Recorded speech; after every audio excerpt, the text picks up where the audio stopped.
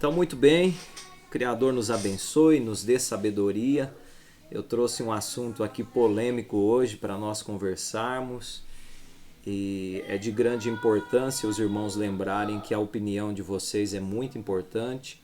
Nós vamos fazer como de costume, nós vamos ir comentando, fazendo a leitura e para a gente conseguir uma dinâmica tranquila, eu vou fazendo pausas, aí os irmãos vão anotando perguntas, comentários para não esquecer depois e fazer os comentários, que os comentários dos irmãos e as perguntas são de grande importância, tá legal?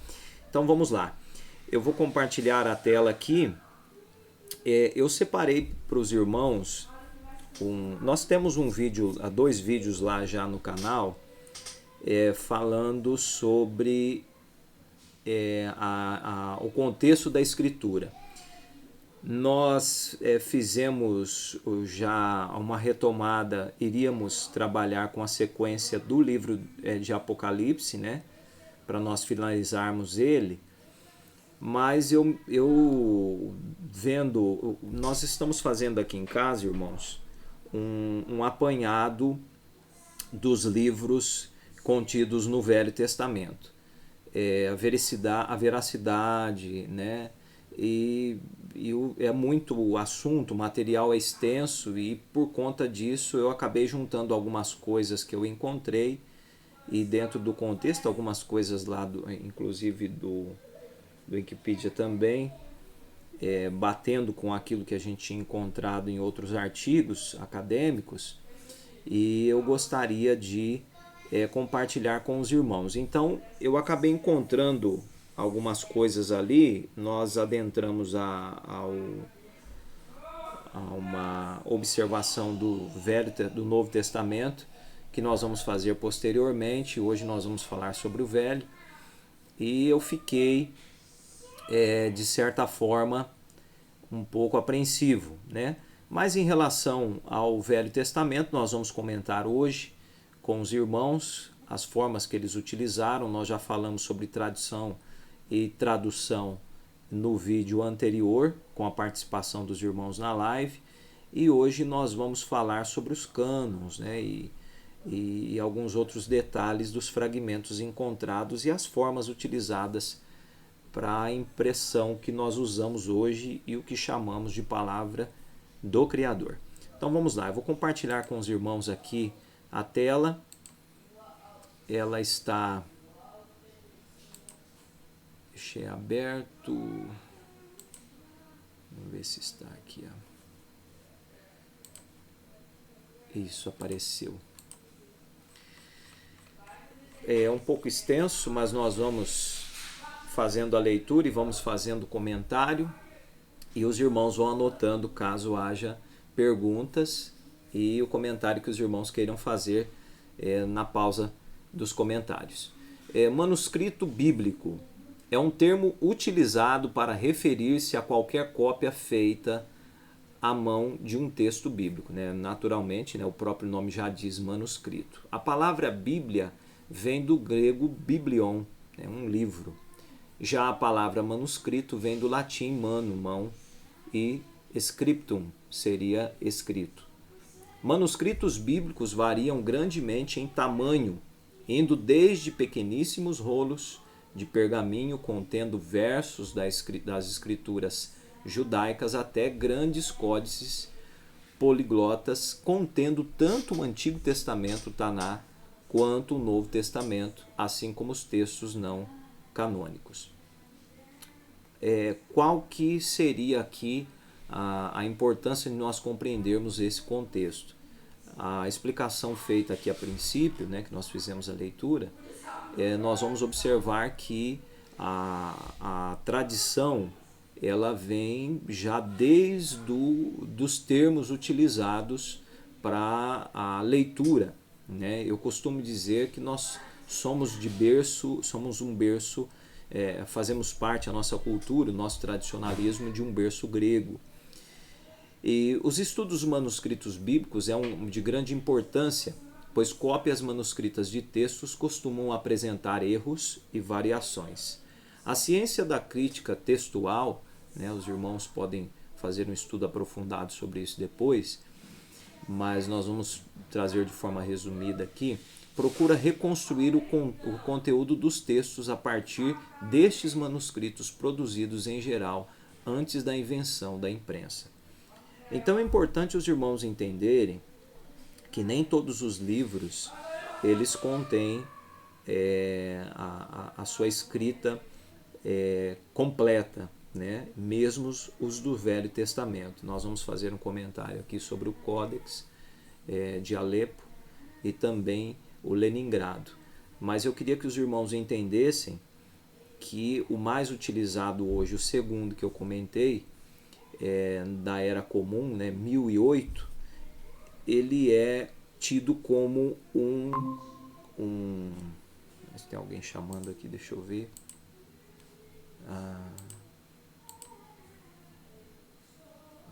Apresentação.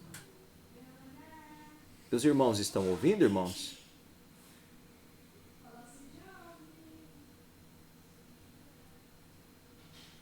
Oi.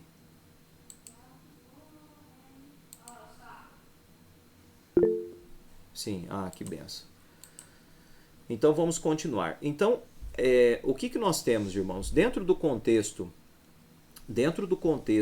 do que nós temos em mãos hoje, o que já vimos comentando que tem uma grande porção tradicionalista, seja ela javista, eloísta ou sacerdotal, nós temos essa crítica textual, né? Se o texto é verídico, se ele é parte de tradição oral ou não, e nós vamos entender isso melhor.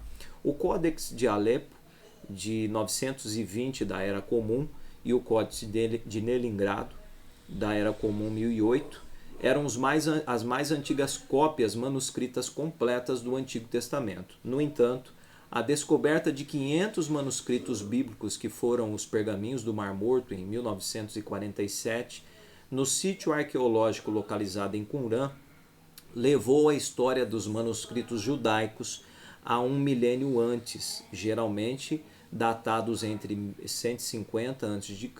a 70 d.C. Alguns são datados do século II a.C. Cerca de 220 desses manuscritos são referentes ao Antigo Testamento, o Taná, com exemplos de cada livro canônico da Bíblia hebraica, com exceção do livro de Ester. O livro de Ester nós sabemos que ele não faz parte não fora encontrado, né, nessa descoberta toda aí. Embora a maior parte seja fragmentária, né, lembrando que são fragmentos, não texto completo, notavelmente foram encontrados em Qumran 2 rolos de pergaminho contendo o livro de Isaías, um completo e o outro contendo 75%. O manuscrito de Isaías representa o tipo de texto pró-massorético. No entanto, há 248 divergências com o texto massorético. 248 divergências, indicando que a redação bíblica era fluida antes das padronizações. Vou abrir já para o comentário, mas o que eu quero colocar aqui para os irmãos, para nós compreendermos o contexto de uma forma geral. Tudo que nós temos de informação, irmãos, aqui hoje, são informações escritas. Alguém escreveu. Então, é muito arriscado, eu vejo um risco muito grande em tentarmos profetizar e firmar profecias para os tempos atuais mediante essas informações que nós temos, porque já que nós estamos dependendo de algo que alguém escreveu, porque quando nós partimos para os fragmentos, alguém copiou os fragmentos, digamos, de algo que seria supostamente mais próximo do original.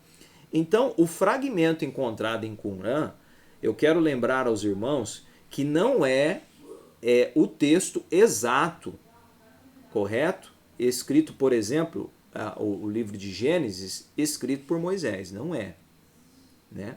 Porque supostamente os arqueólogos, os historiadores dão a autoria do livro a Moisés, o livro de Gênesis, né? Os 5 que nós temos dentro da Bíblia nossa hoje, essa Bíblia feita pela imprensa, né? Pela prensa, na verdade, não imprensa, pela prensa. Então, dentro desse contexto, de uma forma geral, nós vamos depender do que escreveram, correto?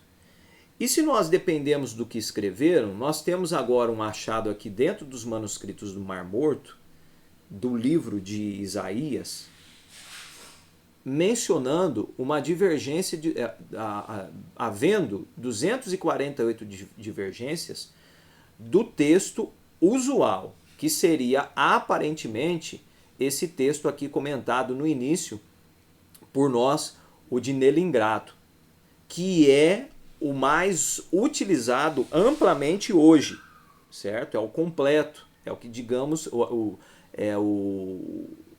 que temos de completo em termos de Taná, tá?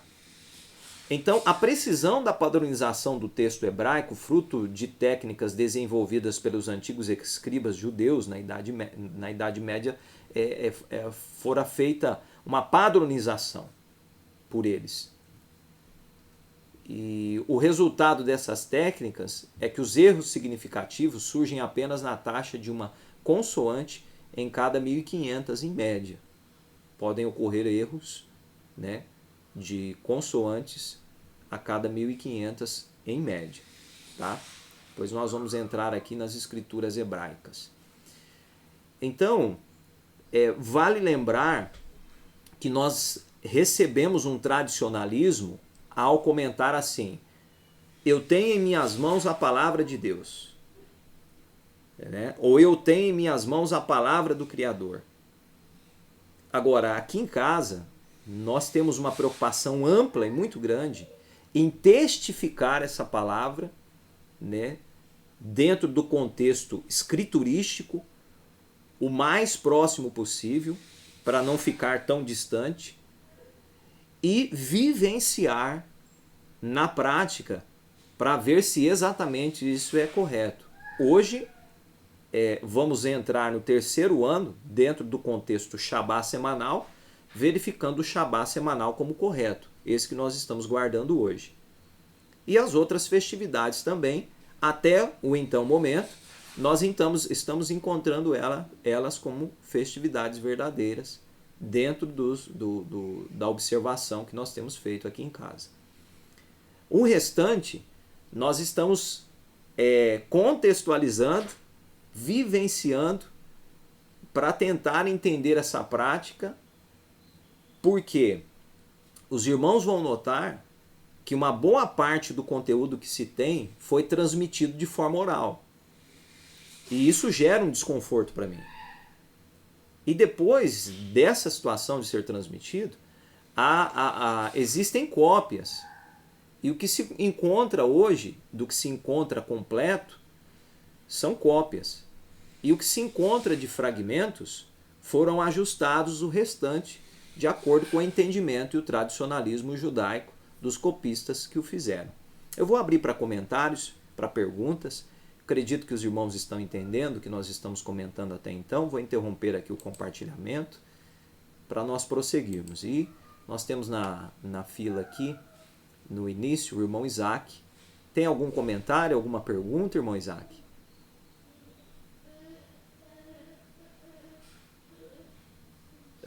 Não, irmão, é só um comentário mesmo. Só Sim. uma curiosidade. Eu não estava sabendo que tinha essas 248 divergências aí, né? Do texto original maçorético, que já tinha, né? Que seria já a tradução equivalente para todos, né? Isso.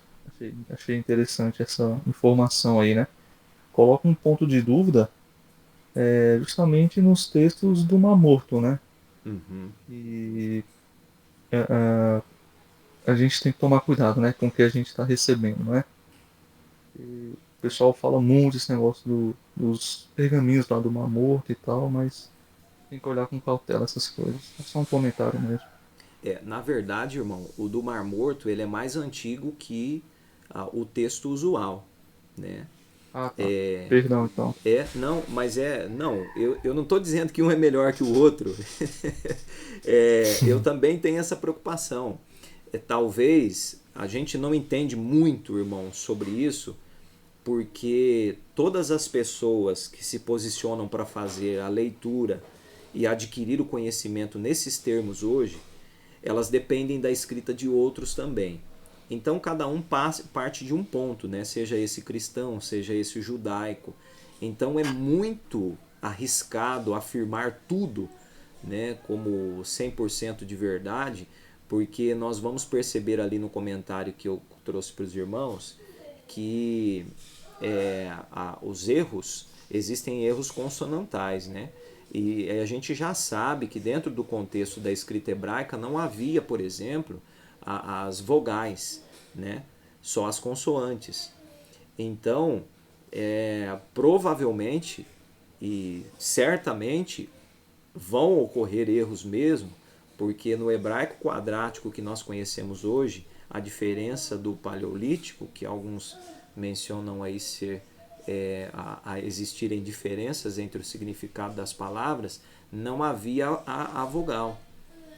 Então, possivelmente, acredito eu, segundo o que já vimos aqui, que realmente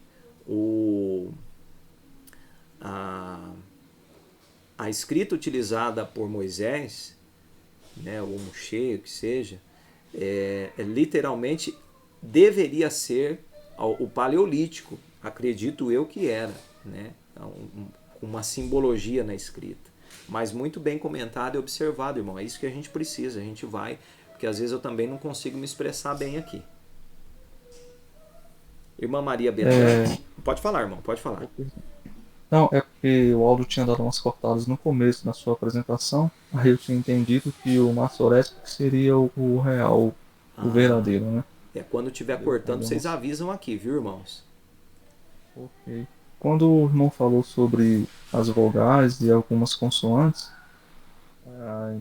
acho que foi desde 1633 que não existia nem a letra J, né? Isso. Ok. Irmão, eu não sei. Até um tempo atrás eu achava que a língua portuguesa era uma língua assim muito ruim. Hum, Aí eu comecei a fazer uma observação nas outras línguas. Eu acho que a gente está indo até bem, é, porque a gente está um pouco mais ok. distante ali dos gregos e eu acho que a gente não está tão ruim assim. Ok. Irmã Maria Betânia está na sequência? Alguma pergunta, algum comentário, irmã? Tem pergunta não? Irmã Fabiana, alguma pergunta, algum comentário?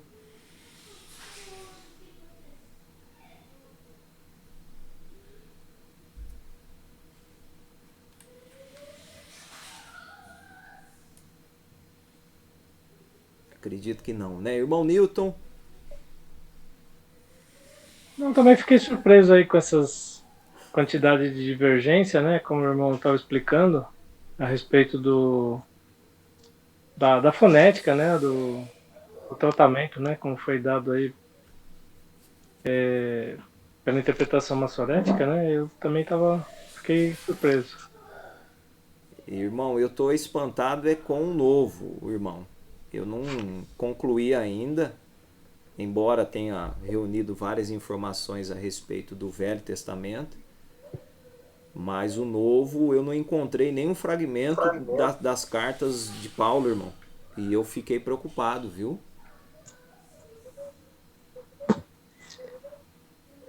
É, Porque é tem. muito recente.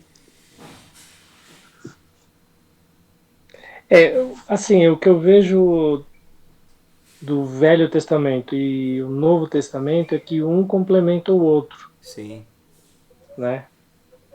Na verdade, o próprio Yahushua, ele usou as expressões que ele usa e os apóstolos, enfim, né, os talmidim, eles usam muito do Antigo Testamento. Em isso. Apocalipse, você vê mesmo que a gente encontra, né, em Ageu, em Zacarias, toda a interpretação e todo o desenvolvimento que tem no Novo Testamento é baseado nos profetas, né? Uhum. A Isso. revelação do Velho Testamento, ela pode ser bem mais observada no Novo Testamento, né? Então uma complementa a outra, né? Isso mesmo. Mas é isso mesmo. A gente vem apresentando essa preocupação porque é, como nós encontramos um posicionamento dentro do calendário do Criador, eu andei vasculhando na área de papirologia, na área linguista, a respeito desses livros considerados apócrifos.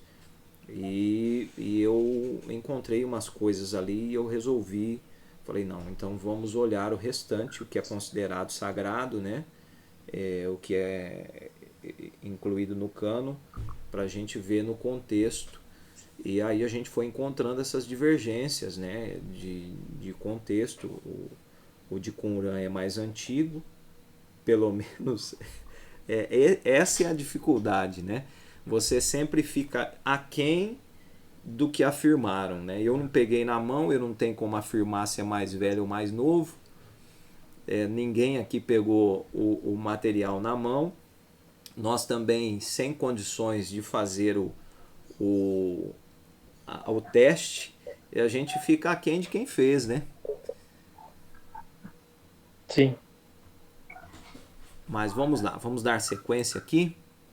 Eu vou compartilhar novamente a tela para a gente continuar aqui com as informações que eu separei. Vamos lá. Lembrando, irmãos, que esse contexto aqui de uma forma geral, né, tem muito material, né? Tem muito material sobre os determinados assuntos aqui. Mas vamos lá. As escrituras hebraicas, conhecidas pelos cristãos como Antigo Testamento, tem 46 livros, 39 livros na versão usada pelos cristãos protestantes. E curiosamente, né, o próprio um dos fundadores, ou melhor, um dos iniciantes desse processo do cristianismo, ele excluiu na época o livro de Apocalipse, é o livro, eu não me lembro se é 1 Pedro, eu acho que é Pedro ou João, não me lembro agora, não me recordo. Mas ele havia excluído também o livro de Judas, né? Mas vamos lá. Constitui a totalidade da Bíblia hebraica, dividida em 24 livros no judaísmo, pois alguns dos livros que são divididos pelos cristãos em dois, na realidade, são apenas um, né? O exemplo 1º e 2º Reis e 1º e 2º Crônicas, né? E a primeira grande parte da Bíblia cristã foram compostos em sua grande maioria em hebraico, grego e partes em aramaico. Nós já comentamos isso lá no outro vídeo que nós fizemos sobre a tradição, né? A tradição e as traduções, né? No livro de Daniel, né? Nós fizemos um comentário amplo sobre ele. Diferentes tradições cristãs possuem uma diferença, um diferente cânone para o Antigo Testamento. A Igreja Católica Romana utilizou, a partir do século IV, como canônica a versão chamada Ítala, com alguns livros adicionados que aparecem em algumas versões da Septuaginta. Algumas versões, irmãos. Uma tradução dos escritos hebraicos para o grego, que seria a Septuaginta, né? Vocês conhecem a história. Houve a necessidade para a Biblioteca de Alexandria de conter os livros que eram composição do povo hebreu. Então é feita uma tradução grega do hebraico, pelos 70, né? Quando o tradutor Jerônimo fez a Vulgata, o Papa Damasceno pediu que fossem incluídos vários livros que circulam na versão ítala. Durante o Renascimento, ressurgiu o debate quanto ao cânone. Os maiores biblistas católicos da época, Joaquim, né, o cardeal Caetano, Erasmo também, e Sancte, eram a favor de um cânon menor, que excluíam os livros ausentes da Bíblia hebraica massorética. Olha só. Os defensores da reforma protestante adotaram essa escola de pensamento e, como resposta a isso, o Concílio de Trento, em 1546, determinou em seu cânone oficial que os livros de Judite, Tobias, Sabedoria e Eclesiástico, Baruque, 1 Macabeus, 2 Macabeus, os capítulos 13 e 14, os versículos 24 e 90 do capítulo 3 de Daniel, né? Os capítulos 11 a 6 de Esther, todos existentes em língua grega, deveriam ser tratados como canônicos, ao passo que os textos conhecidos como a Oração de Manassés e os livros de Terceira e Quarta Esdras não mais o seriam. A Igreja Católica Ortodoxa acabou por decidir pela inclusão de Tobias, Judite, Sirácida e Sabedoria. Então os irmãos vão notar que dentro de todo esse apanhado de escolha, vamos por esse, vamos por aquele, havia contradições dentro do próprio catolicismo, né? Em outras tradições aqui cristãs existem mais material adicional, como por exemplo a Bíblia etíope e na Bíblia copta. A tradição reformada optou por seguir o cânone estabelecido pela tradição judaica, porém, mantendo a diferente ordem dos livros inspirados na Vulgata e na Septuaginta. Se os irmãos comprarem uma Bíblia judaica messiânica, os irmãos vão perceber que a ordem dos livros estão diferentes, né? E até certo momento a gente pode optar, né? Essa daqui está correta, essa daqui não está.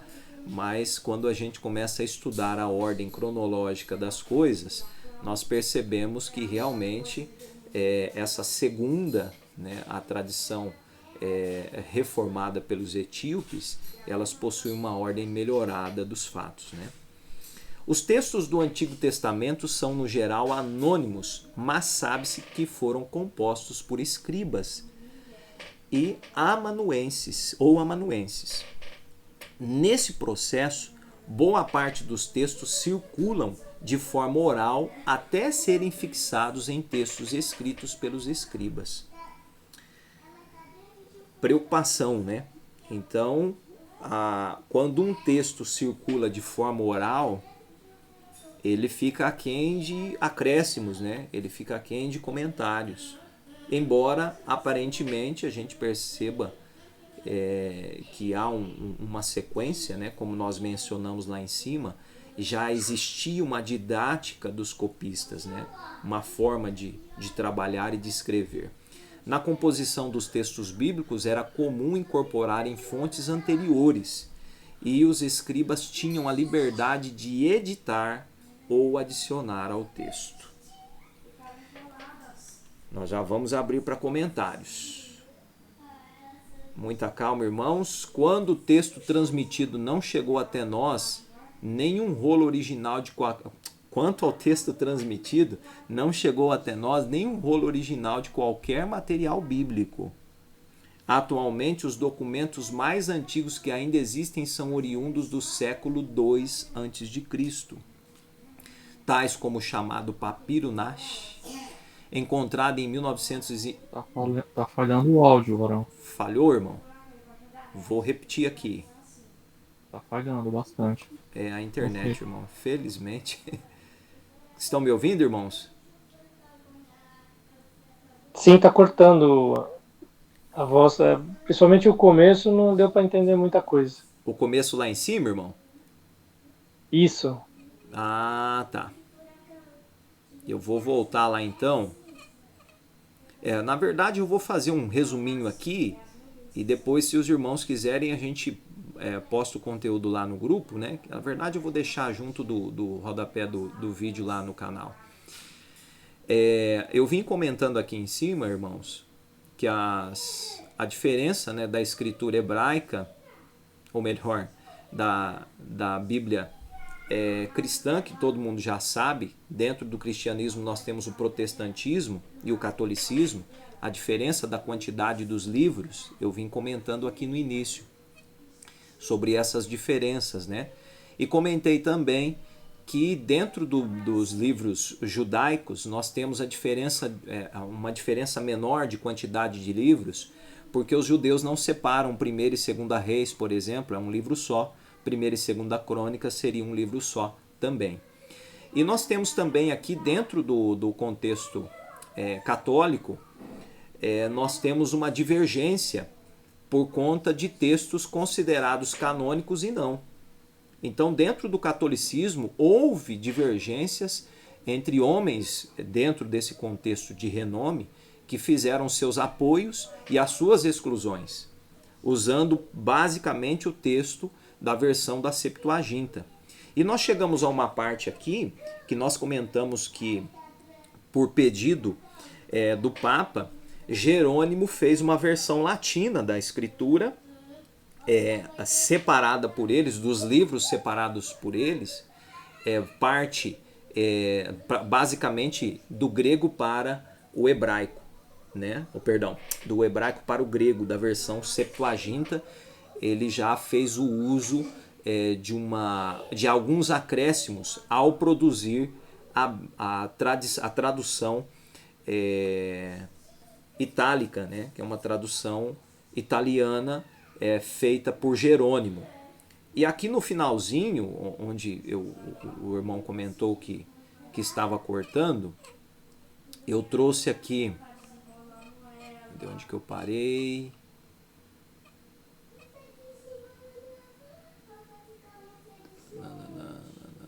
Isso. Aqui eu vi. Isso. Eu vinha dizendo aqui, eu vou acabar lendo novamente. Os textos do Antigo Testamento são, no geral, anônimos, mas sabem que foram compostos por escribas ou amanuenses. Nesse processo, boa parte dos textos circulam, às vezes por gerações, né, de forma oral, até serem fixados em textos escritos pelos escribas.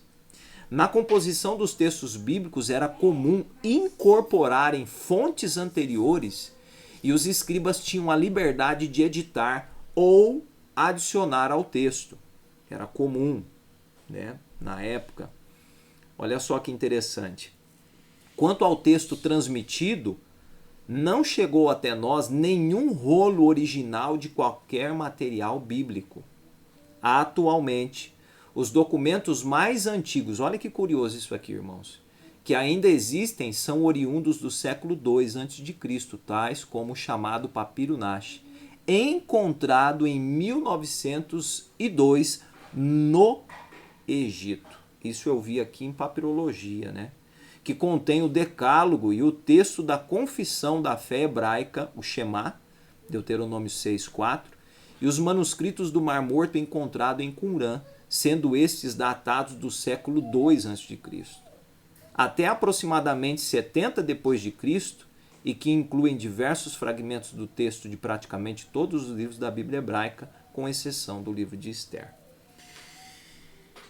Eu vou abrir aqui para comentários, depois a gente vai na sequência aqui. Eu acredito que os irmãos estão percebendo que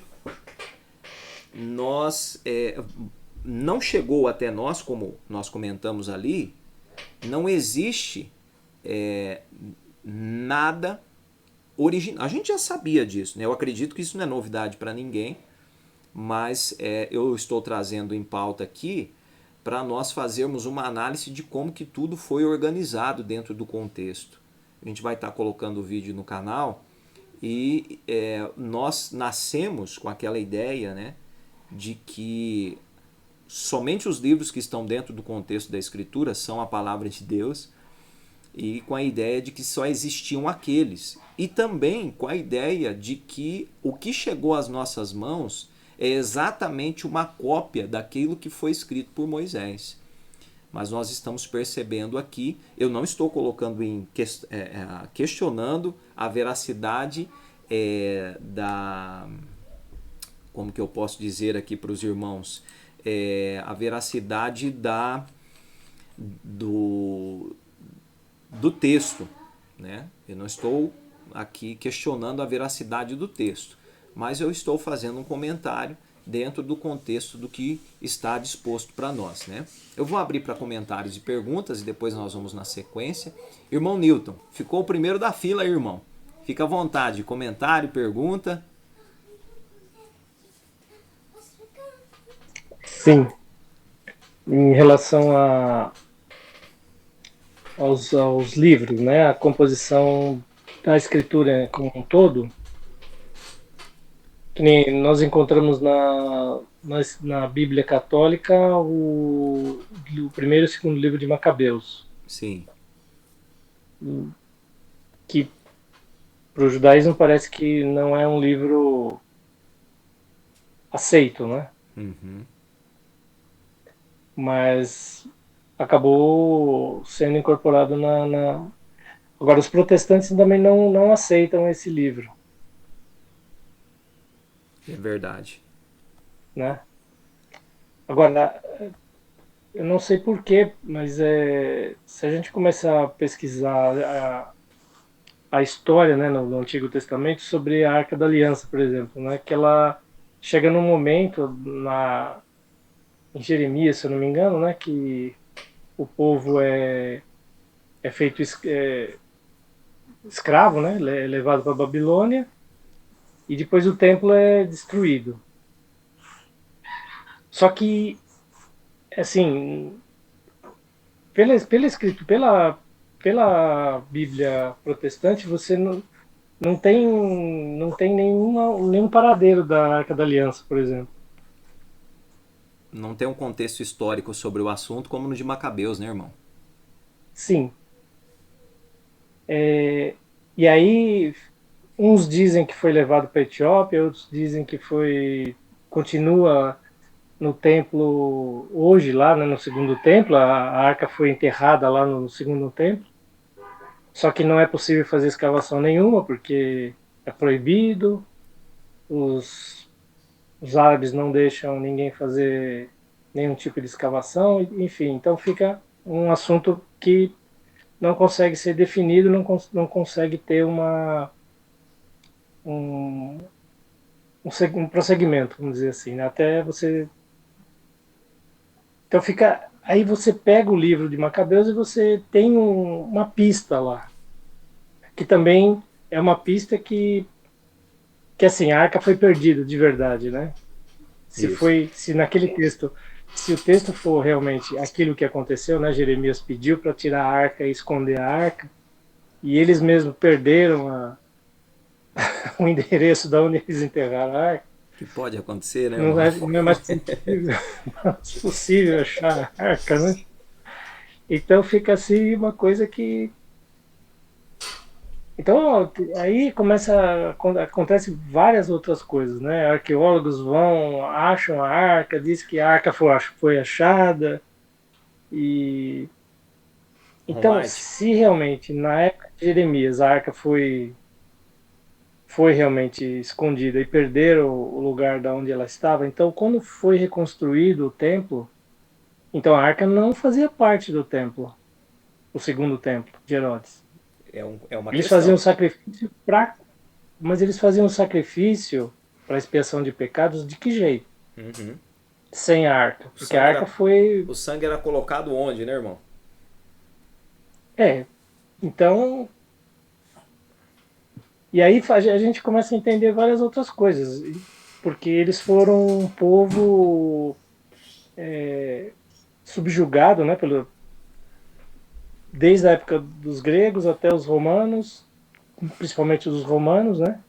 Isso. E sem a Arca da Aliança, com a Arca da Aliança, eles poderiam ter feito guerra, poderiam ter revertido essa história, mas não aconteceu isso, porque eles não tinham mais autorização de arruar para fazer Isso.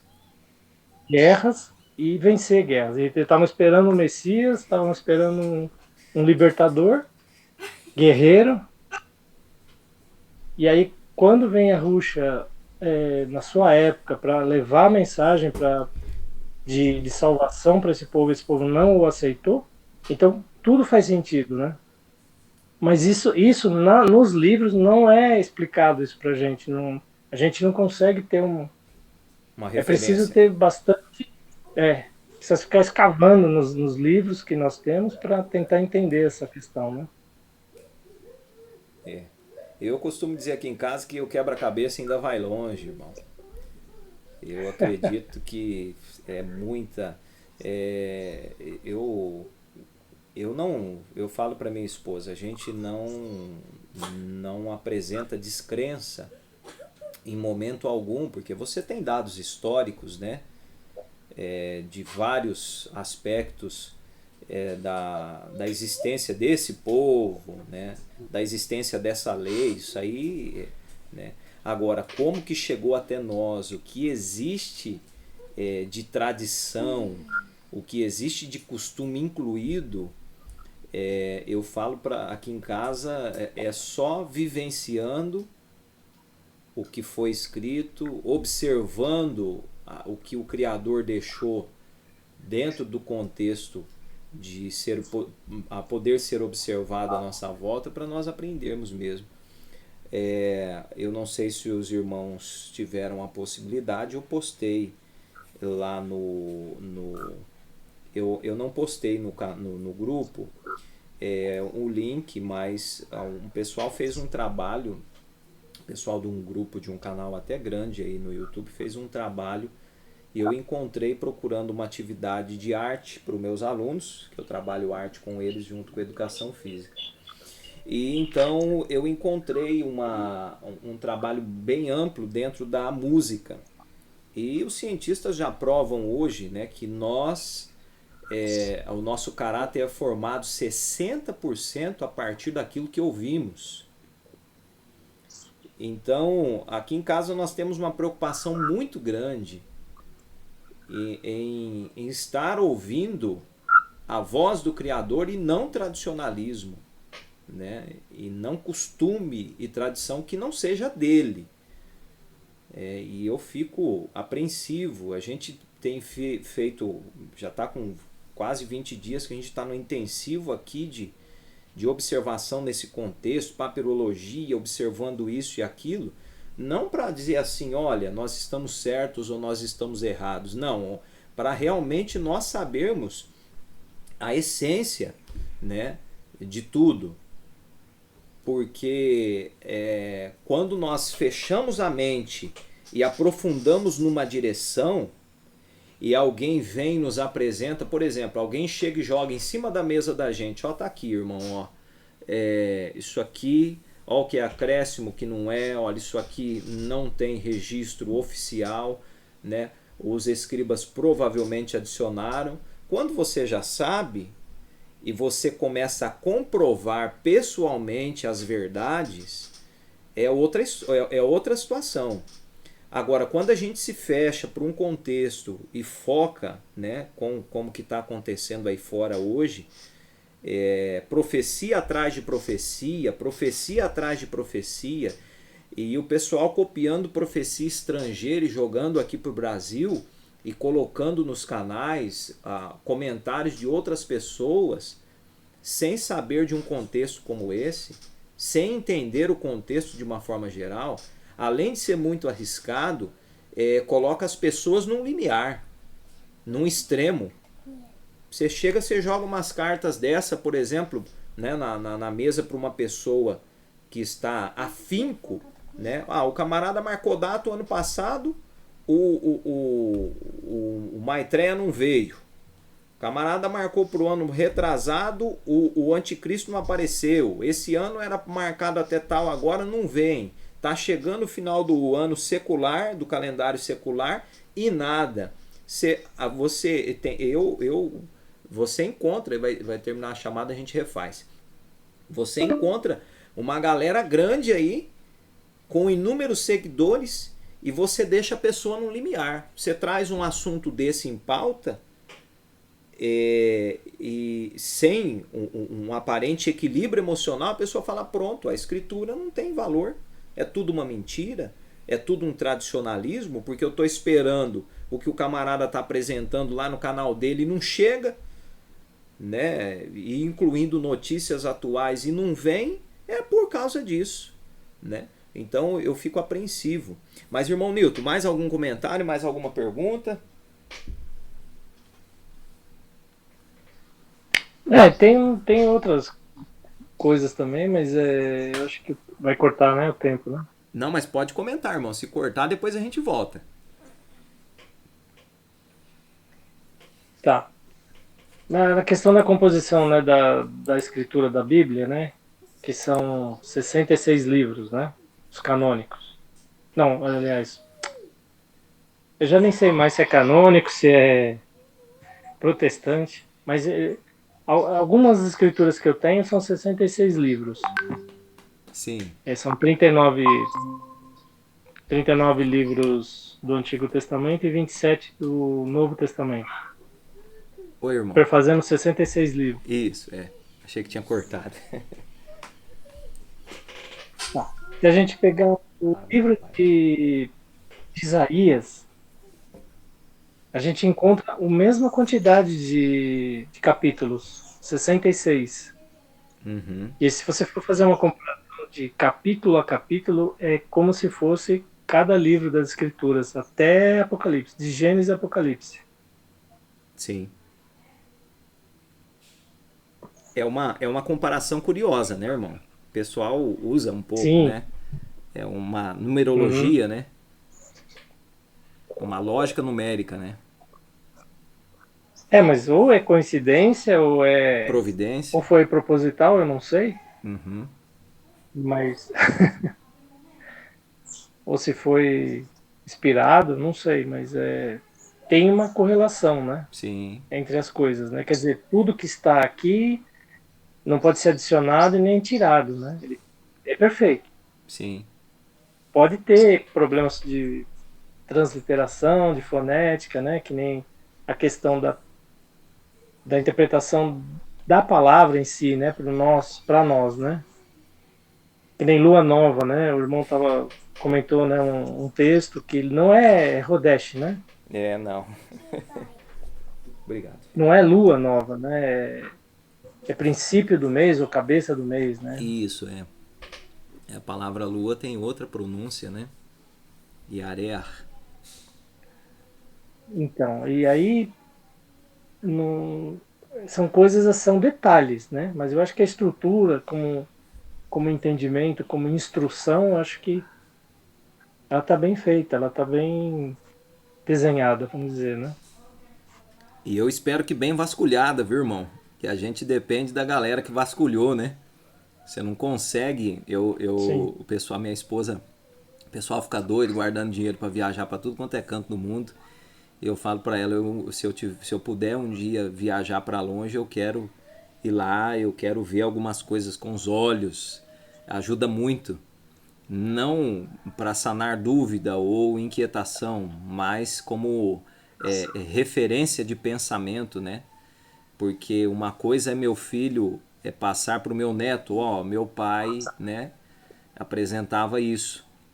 Outra coisa é meu filho falar assim, meu pai foi lá e viu, né? Eu fui com meu pai e eu vi. Então é diferente. Você diz o que é Israel? Irmão, alguns pontos históricos, né? Não os marcados pela esposa pela mãe de Constantino, não pela mãe dele, né? Não os pontos turísticos marcados pela mãe, mas os que realmente existem lá, né? Pra gente porque o fato, né? O fato ele muda tudo, né? Irmão Newton, mais algum comentário? Não, era isso. Irmão Isaac, tem 5 minutinhos para fechar a chamada, Não. mas eu abro outra aqui. Tá bom, mas eu não tenho nenhum comentário não. Não, Tô só irmão. ouvindo aqui por enquanto. Irmã Fabiana, Algum comentário, alguma pergunta? Fabiana diz que não tenho. Vou passar para a irmã Maria Betânia. Irmã Maria Betânia, algum comentário, alguma pergunta? Tá equilibrada aí, irmã? Tô equilibrada, assim. Shabbat shalom, irmão. Eu quero fazer um pedido de oração pela irmã Cristina, né? Eu falei para ela, enviei a live, ela disse que está passando lá por uma tribulação com o filho dela, o Robson. Aí ela mandou pedir aqui na live oração por ela, tá certo?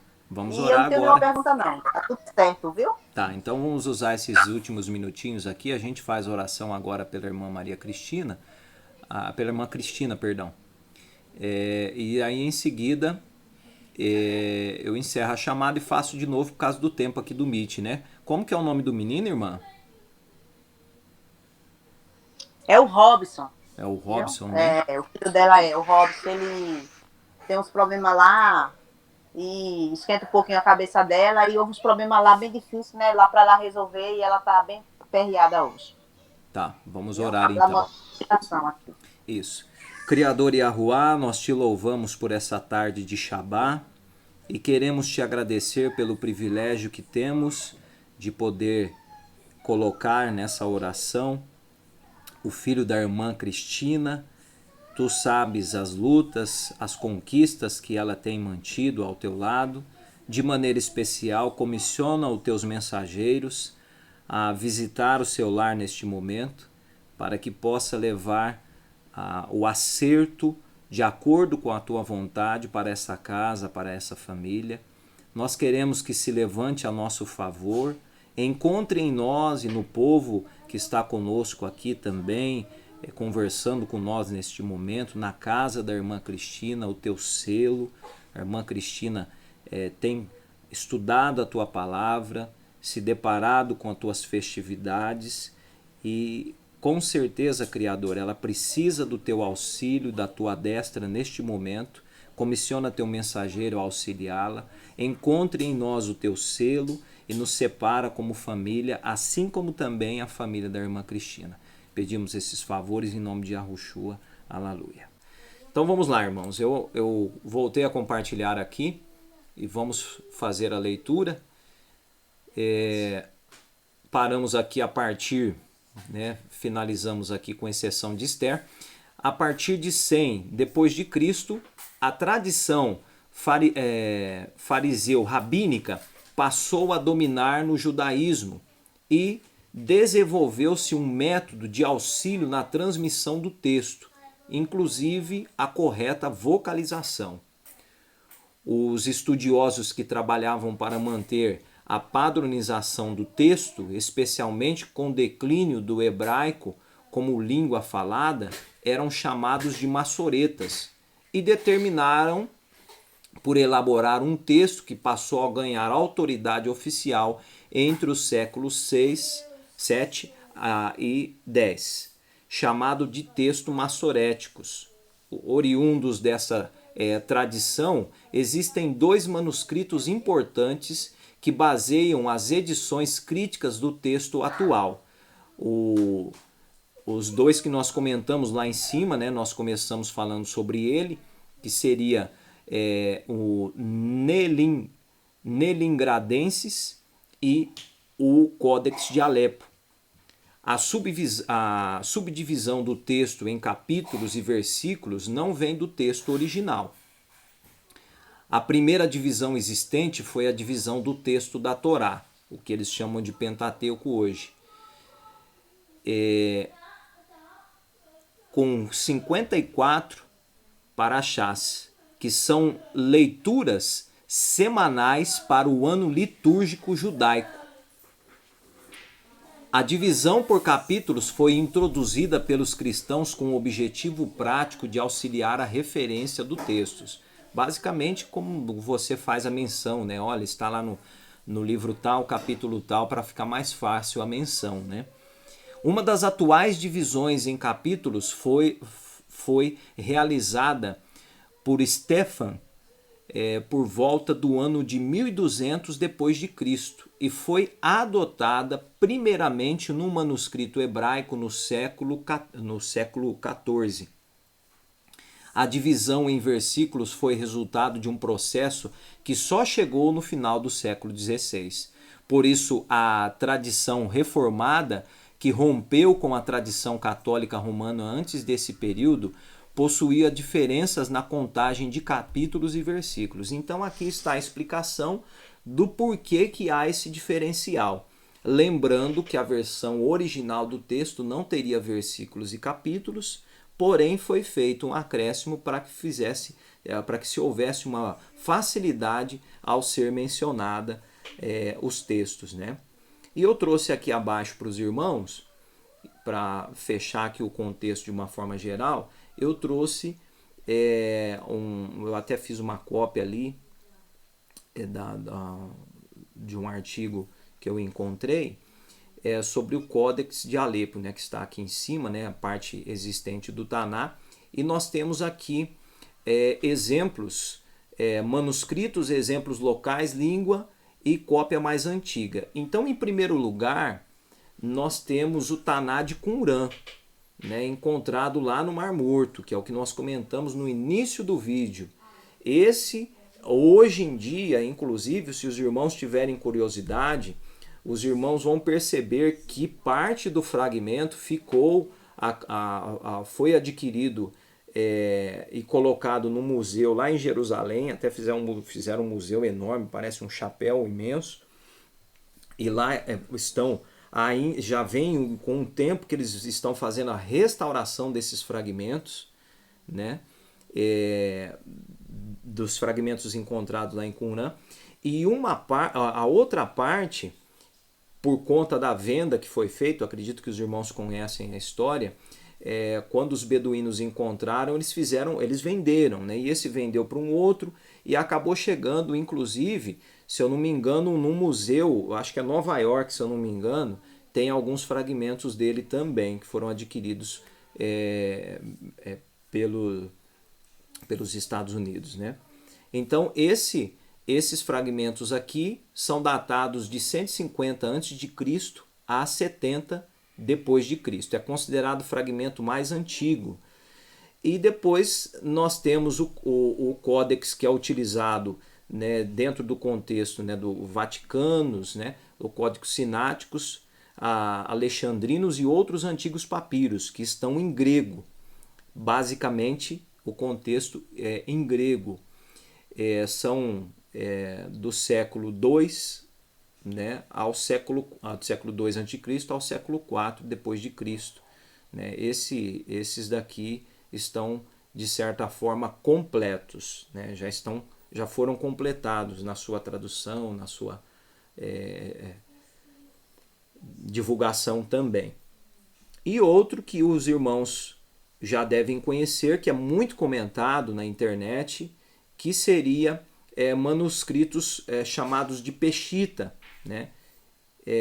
Que é siríaco, né? Está num outro formato, que ele vem do século V depois de Cristo, né? Já um pouquinho posterior aos anteriores mencionados aqui.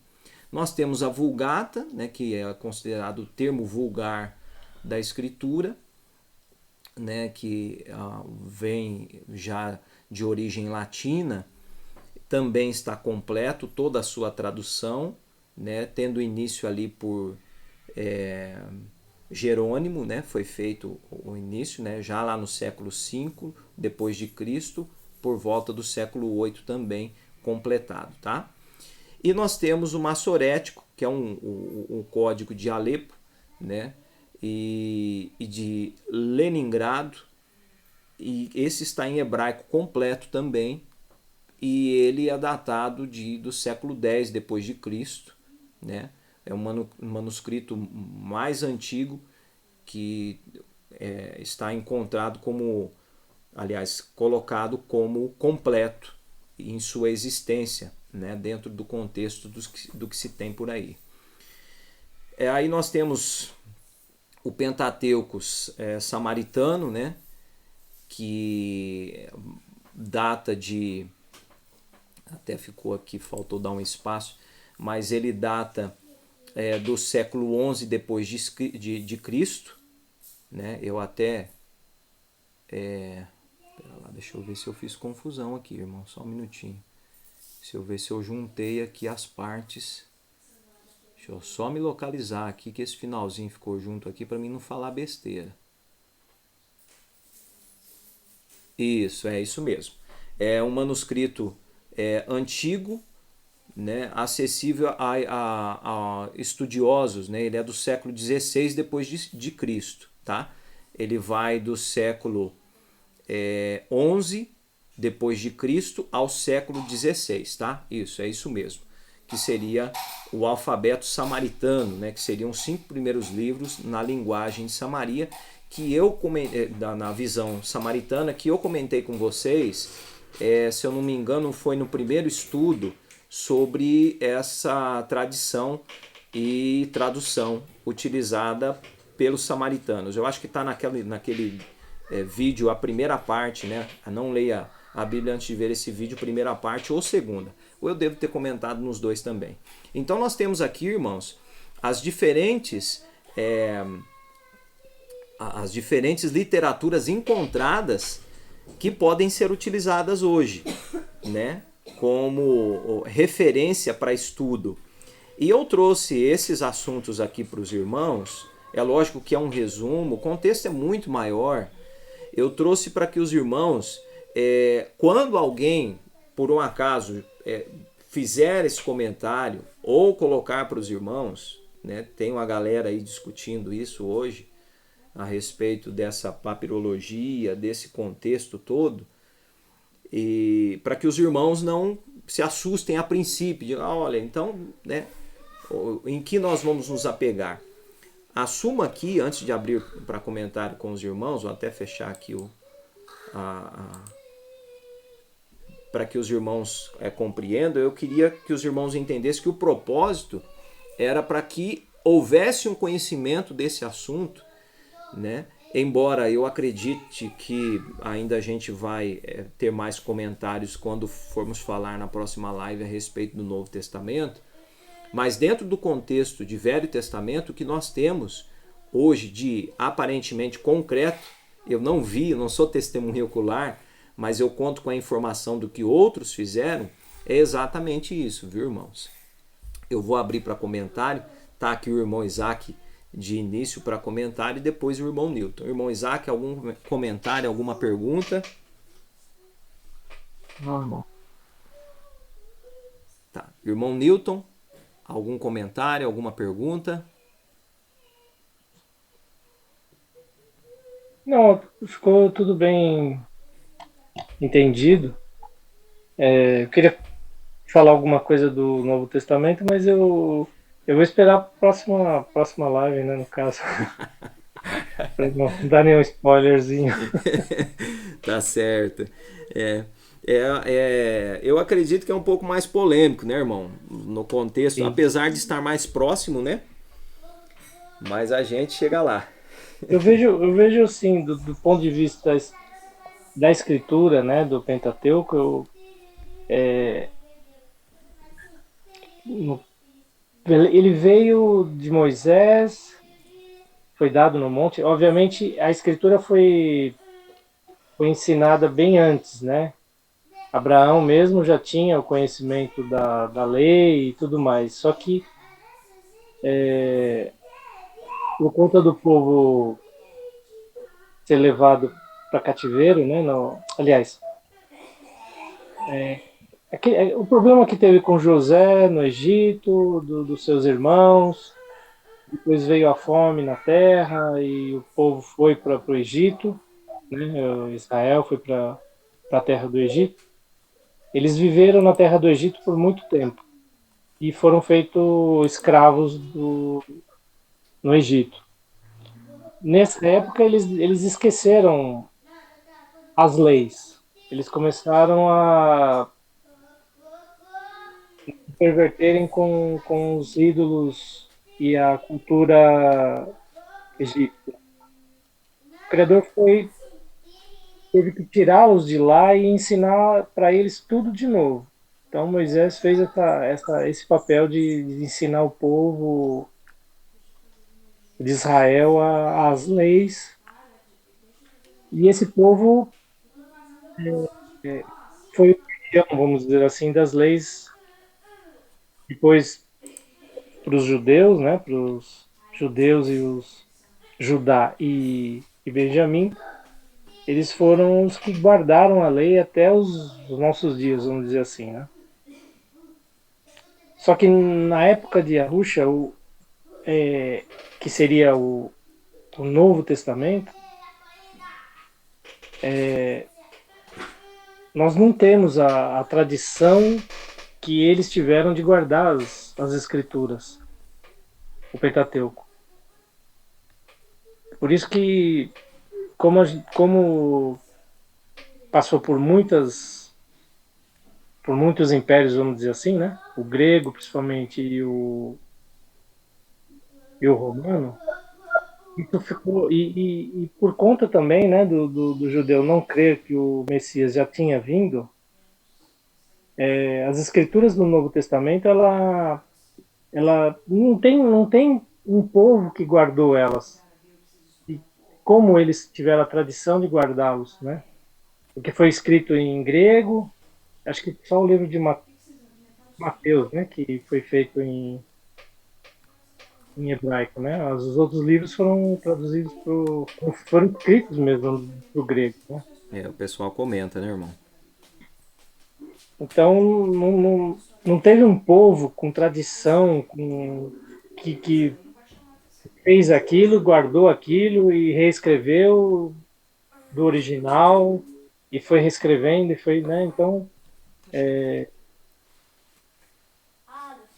mas assim, eu acho que é, a escritura está aí, né? A interpretação dela está aí e a revelação também está, né? À O disposição Criador, de todos, né? sim, eu acho que o Criador ele tem o dedo dele aqui para corroborar tudo isso, né? Então não, eu não me atrevo a contradizer, né, essa questão, né? Isso. É isso mesmo, irmão. A gente compreende que para Abraão, por exemplo, ter chegado à conclusão de que havia um Criador e, e ter tido sensibilidade para ouvir a voz dele, ele se deparou com alguma coisa para identificá-lo, né? Ninguém sai fora de casa e olha para o céu e identifica o Criador assim sem ter uma proposta já na mente, né? Uhum. Então, a gente acredita que ele realmente, aquilo que está escrito dentro do contexto dos livros apócrifos, considerados apócrifos, de que ele realmente teve acesso a uma escrita que fazia menção ao Criador, né? Então a gente tem essa convicção também. Uhum. E embora eu comento aqui em casa, comentei essa semana aqui em casa, eu falei para eles, eu falei, olha, a gente precisa de vivenciar, caso a gente não consiga vivenciar, a gente sempre vai ficar aquém de alguém que nos ensine, né, como... Porque é diferente você estar na situação do povo de Israel, por exemplo, com Moisés ensinando. Você tem alguém, você vê alguém subindo no monte, você vê o Criador fazendo milagres na sua frente. Então é diferente, né? Agora, eu fico admirado, né, com o levante que é feito hoje de seguidores, né, pela internet afora, mediante as situações que, assim, pessoas, né, pessoas que a gente nem conhece, né, e você acha aquilo que o camarada está dizendo legal e eu vou sair por aí, não, tem que ter um fundamento, né, tem que ter um fundamento, né. Você vê o assunto, você vai pesquisar um pouco sobre o assunto, o camarada tirou de uma mulher que teve uma visão, a mulher está lá em outro lugar, a visão, né, e aí já coloca como faz referência para encontrar. Tudo bem que tem gente que faz isso para rebanhar seguidores e isso dá um lucro bom, né? Mas eu vejo que pessoas têm a possibilidade de ter a sua experiência pessoal e continuam resistindo, né? E isso não é bom, né? Aparentemente se encontram na situação do povo de Israel. O povo de Israel tinha condições de ter a sua experiência pessoal com o Criador, estava face a face com eles ali, né? Falando com Moisés face a face, mas estava face a face com eles. E o povo não, queria ter uma experiência com algo oculto, que não estava disposto. E isso é muito perigoso, né? O povo queria seguir um Deus que não sabia, que não conhecia, né? Vamos lá fazer um bezerro de ouro, né? Moisés morreu, alguma coisa nesse sentido. Então, isso se repete nos nossos dias e isso é muito perigoso, né? Eu querer ter uma experiência com o que não foi apresentado, com o que está oculto, ou com aquilo que supostamente, né, é levantado por alguns. Não, eu tenho que ter experiência com o que é concreto, né?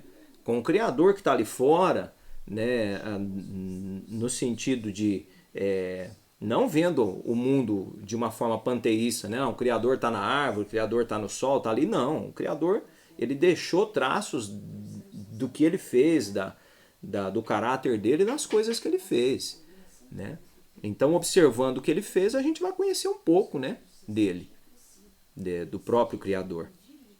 Então, eu acho isso muito importante para nós, para não incorrermos no erro aí dos israelitas, né? Viram o mar abrindo, viram aquela situação toda acontecendo ali, os milagres que foram feitos, e depois ainda caírem na descrença, né, na dúvida, né? Porque talvez a mente estava acostumada com outra situação, né? Mas a gente tem que ter mente aberta, tem que ir tirando o fermento daqui e dali, deixando só o pão sem fermento. Posso fazer um comentário, irmão? Pode, irmão, à vontade, por favor. Eu fico escutando o irmão conversando assim, aí acho interessante, né?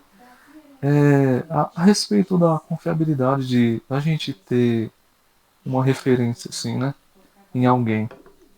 Os israelitas, quando eles estavam escravos no Egito, os irmãos estão comentando, antes de acontecer a abertura do mar, as pragas e tal,